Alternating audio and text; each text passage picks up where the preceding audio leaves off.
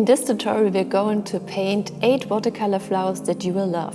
I'm sharing step-by-step instructions, and it's all about easy brush strokes and simple shapes to create beautiful botanicals. We will paint, for example, anemones, dahlias, roses and lilac. So let's start painting.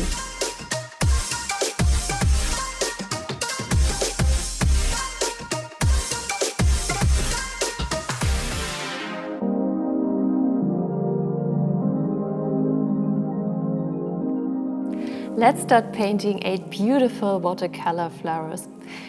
I've already laid down a grid in pencil to see where I want to place my flowers. If you face problems with the sketch, feel free to download the template at STAEDTLER.com. All the materials I'm using today are also linked in the description box below. I'm taking this nice magenta color and mix it with this ochre. To get a kind of peachy color, I add a lot of water and also a little bit of, a dab of white. So I get this kind of peachy color. If you want to know more about the products and their correct application, you can check out my previous video. And now you just have to imagine that flowers are simple geometrical shapes, basically a circle, and use your brush and pressure to create petals. We'll start at the middle or at the center of our flower, and use the tip and then push the belly of your brush over the paper. And we repeat this step to create an easy but rigid petal. And remember, nature is not perfect. Every petal can look different and also sometimes a little bit odd, but it will all come together in the end. If it's easier for you, you can also turn your paper.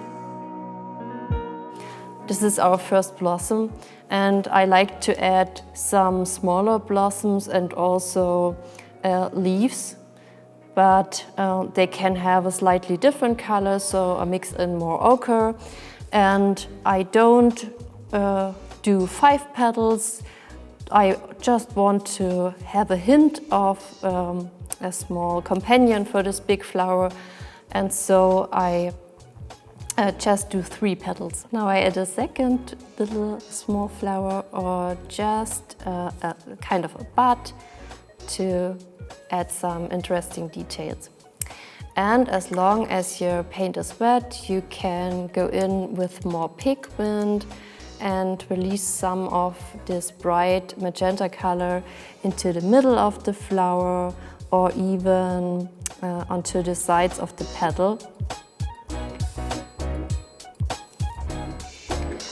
Now I love to paint the leaves directly at the side of the blossom, and so I use a dark green color and mix it with a little bit of sepia to get an even darker green.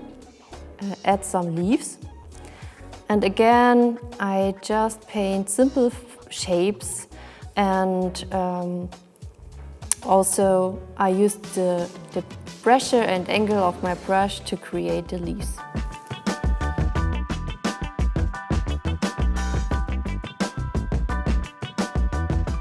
The second flower we will paint is a kind of a lilac, and I will only use a stippling motion to create this kind of flower.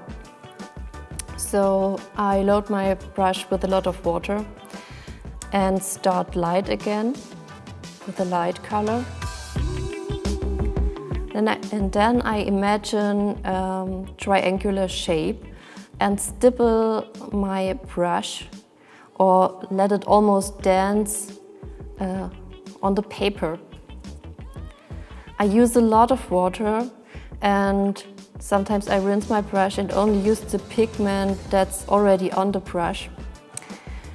And we'll use this triangular shape to create the lilac.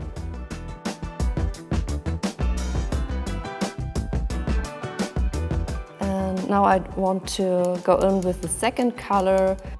And I also release some of the color, the magenta color, into this wet area. And now there comes the greenery. So with the tip of the brush, I'm painting a little stem. And as you can see, I hold it very upright and just paint one line and add some leaves. Now let's create a daisy and also use our brush to create the petals. I paint kind of a wonky circle for the center, and next I'm using a blue with really much water to get light petals. And if you don't want the center to bleed into the blue, let it dry completely, but I like it. So can happen that our colors get together.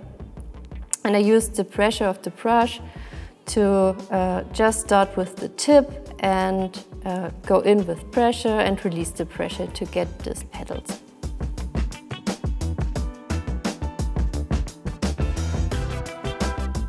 With the wet and wet technique, you can add some darker color to the center to get more depth. And again, I'm painting some small companions for this flower.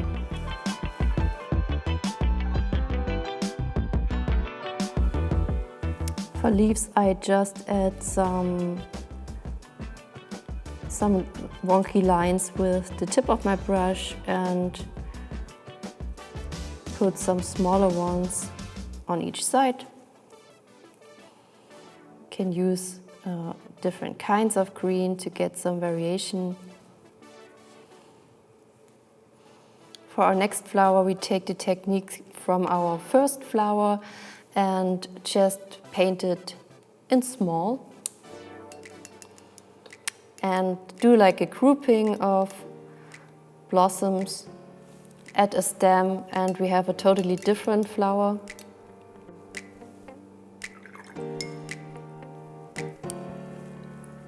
Okay, let's move on to the rose.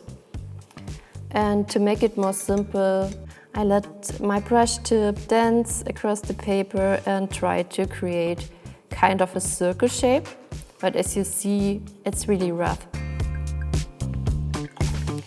Now I go in with a nice pink or coral shade and use a lot of water and paint. And I go around the center and add some C shapes, or maybe it looks like small half moons or something, and surround the scribbly center with these shapes. As I go outside, I take a lot more of the water and try to create a circle shape. Now I take a little bit more pigment and less water and do some extra petals. Let's move on to our next flower. I want to paint kind of a dahlia and just do some brush marks in a kind of a circle. And the next round will be just in between the first petals, but slightly bigger. Now I take a little bit of this mauve color, connect with the center.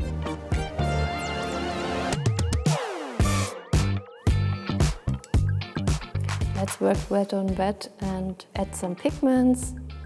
I think this is the most fun part, because you create depth by just releasing some pigments into the wet area.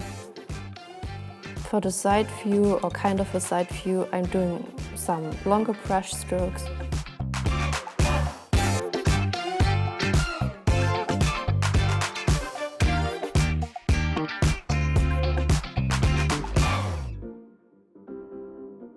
Now I will paint a few wonky circles, as with almost every color, or with almost every flower, and put them together to a flower.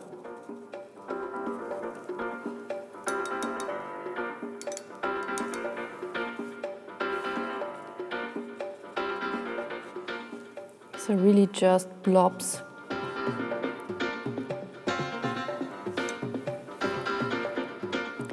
Just smaller, some are smaller and some are a little bit bigger. Next I release some pigments to the middle of these blobs.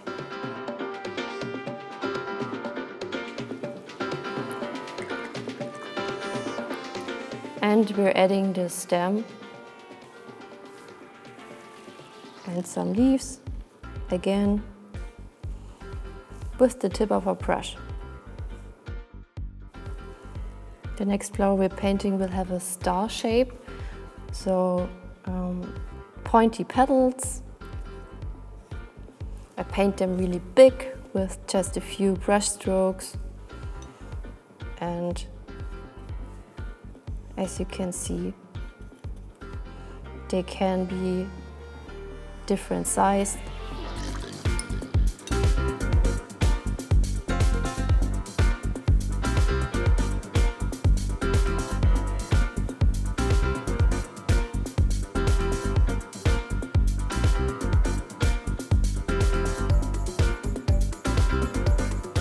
I want to have some color bleeds and release this nice violet pigment into our blue center.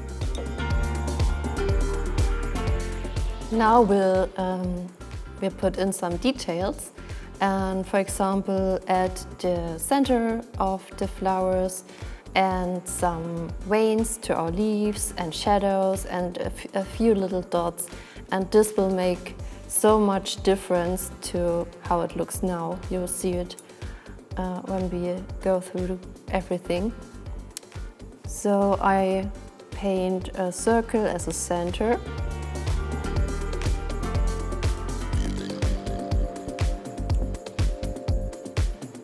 And a few dots just around it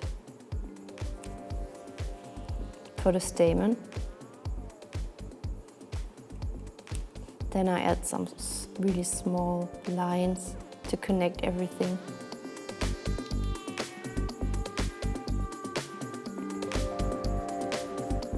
Now I paint some veins with the tip of my little brush.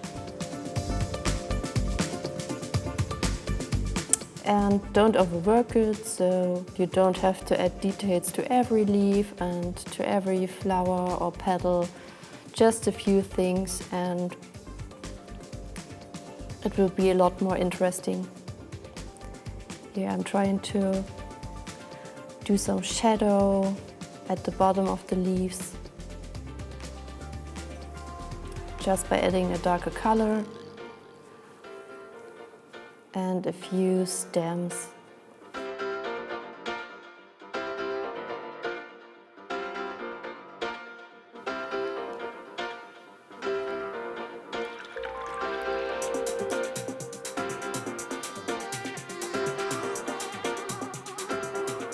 I think this is a great overview for you to start with your own floral compositions.